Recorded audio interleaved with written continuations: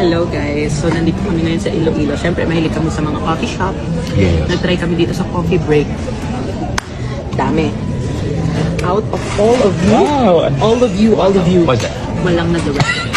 Even the drinks, even the lasagna, lahat tabang.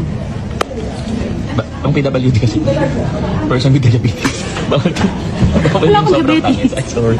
Bawal kasi sila Ang dami nyo dyan, walang masarap sa inyo. May isa. Yeah. Guys, mga taga Iloilo, saan masarap ang pastries nyo dito? Thank you so much. Love you. Hoy, Yulin! Yulin, boy! Literal ka nga, boy! Paano mo maging saburan, be? Ang mga pastries, kagang mga kape nga la for? Ibis ka! Ang hinahanap mo damog, kaning baboy! Amo na sa dapat ang kinakain mo, dapat nagabitbit ka isa kasako nga kalamay. Gabitbit ka dapat sa isa kasako nga sugar or magbitbit ka sang tubo.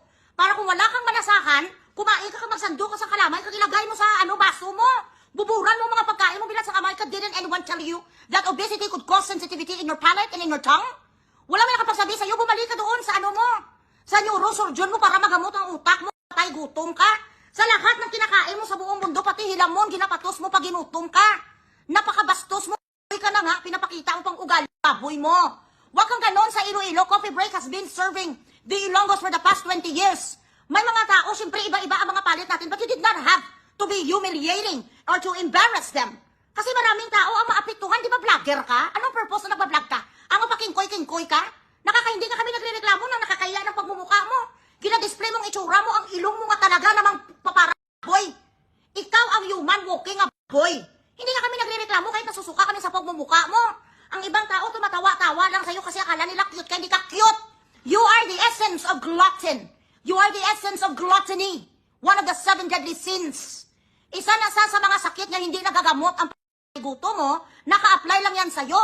Pumunta ka sa nutritionist, kag sa dietitian, tanungin mo, tsaka ang mga nephrologist. Attorney, Dr. Sting, ano ang tawag sa mga kwan? Check up ka? But if you have a little bit of common sense and if you actually went to school, you should remember that obesity, ang pagiging mataba at pagiging patay gutom, nakaka-apekto na yan. Paano mo pa ma-distinguish ang kalamay, kagang asin, kung ano-ano nga mga flavor sa bibig mo? Wala na sang lugar ang taksa-taksa ka ingredients sa bunganga mo. Kasi lamon ka na lang lamon, pati nga mga kaibigan mo, pag inutom ka, kinakain mo. Pag nagutom ka, pati unan, sinilas mo, ginahamal mo, paladakda ka. Pagsalitain sa out of all of you, paano mo ginadress ang mga pagkain out of all of you? Ano na sa mga pagkain, mga tao? Bakit hindi mo kainin ang kasama mo nga gago, nga gabidyo sa'yo? Dapat siyang nilamon mo. Hindi kaya naghahanap sa pagkain ang hinahanap mo, yung bimig, tsaka pigrulak. Marami naman kami diyang mga babuyan islands dyan, mga tangkal. Sana nag-request